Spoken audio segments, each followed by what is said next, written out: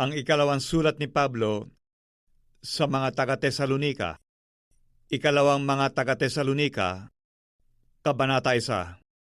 Si Pablo at si Silvano at si Timoteo sa iglesia ng mga taga-Tesalonika na nasa Diyos na ating Ama at sa Panginoong Hesukristo.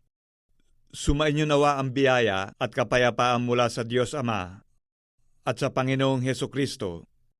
Kami ay nararapat, mga kapatid, na magpasalamat na lagi sa Diyos dahil sa inyo, gaya ng marapat. Dahil sa ang inyong pananampalataya ay lumalaking lubha, at ang pag-ibig ng bawat isa sa iba't iba sa inyong lahat ay sumasagana.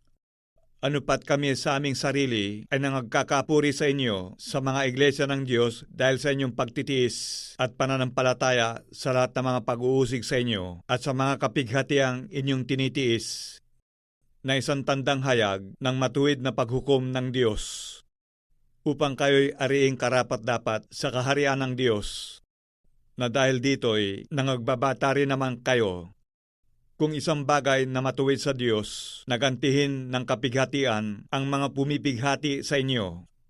At kayong mga pinighati ay bigyang kasama namin ng kapahingahan sa pagpapakahayag ng Panginoong Hesus mula sa langit, na kasama ang mga anghel ng kanyang kapangyarihan na nasa nagniningas na apoy, na maghihiganti sa hindi nagsisikilala sa Diyos at sa kanila na hindi nagsisitalima sa Ebanghelyo ng ating Panginoong Hesus, na siyang tatanggap ng kaparusahan na walang hanggang kapahamakang mula sa harapan ng Panginoon at mula sa kaluwalhatian ng kanyang kapangyarihan, pagkaparirito siya upang luwalhatiin sa kanyang mga banal, at upang siya'y maging kahanga-hanga sa lahat ng mga nagsisampalataya sa araw na yaon.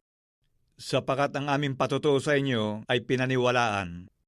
Dahil din dito ay lagi naming idinadalangin kayo upang kayo'y ariing karapat-dapat ng ating Diyos sa pagkatawag sa inyo at ganaping may kapangyarihan ang bawat nais sa kabutihan at gawa ng pananampalataya, upang ang pangalan ng ating Panginoong Hesus ay luwalhatiin sa inyo at kayo'y sa Kanya, ayon sa biyaya ng ating Diyos at ng Panginoong Hesukristo.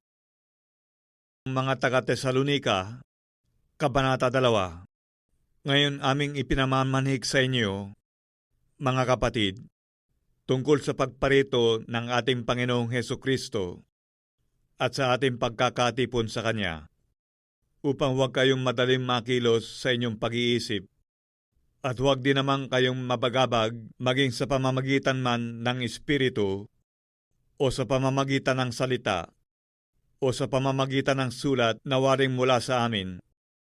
Nawari bagang nalalapit na ang kaarawan ng Panginoon.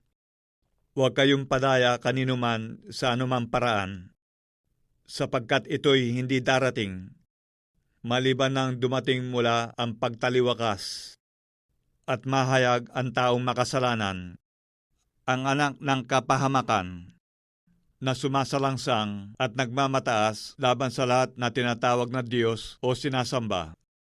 Ano pat siya'y nauupo sa templo ng Diyos, na siya'y nagtatanyag sa kanyang sarili na tulad sa Diyos. Hindi ba ninyo naaalaala nang ako'y kasama ninyo pa ay sinabi ko sa inyo ang mga bagay na ito?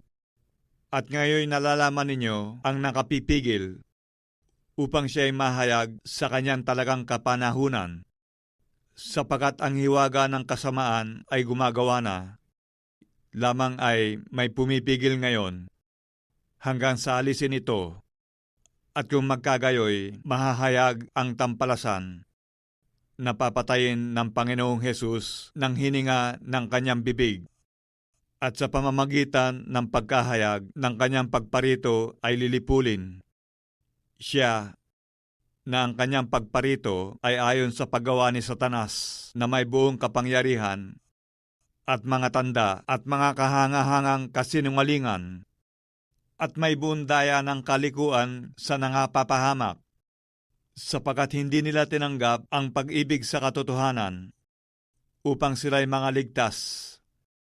At dahil dito'y ipinadadala sa kanila ng Diyos ang paggawa ng kamalian, upang magsipaniwala sila sa kasinungalingan, upang manghatulan silang lahat na hindi nagsisampalataya sa katotohanan, kundi nangalugod sa kalikuan. Ngunit kami ay nararapat magpasalamat sa Diyos dahil sa inyo, mga kapatid na minamahal ng Panginoon, sa pagkakahirang sa inyo ng Diyos buhat ng pasimula sa ikaliligtas, sa pagpapabanal ng Espiritu at pananampalataya sa katotohanan. Sa kalagayang ito'y tinawag niya kayo sa pamamagitan ng aming ebanghelyo upang magkamit ng kaluwalhatian ng ating Panginoong Hesukristo. Kaya nga, mga kapatid, kayo'y magpakatibay at inyong panghawakan ang mga aral na sa inyo'y itinuro, maging sa pamamagitan ng salita o ng aming sulat. Ngayon ang ating Panginoong Hesukristo rin at ang Diyos na ating Ama na sa amin ay umibig at sa amin ay nagbigay ng walang hanggang kaaliwan at mabuting pag-asa sa pamamagitan ng biyaya. Aliwin nawa ang inyong puso at patibayin kayo sa bawat mabuting gawa at salita.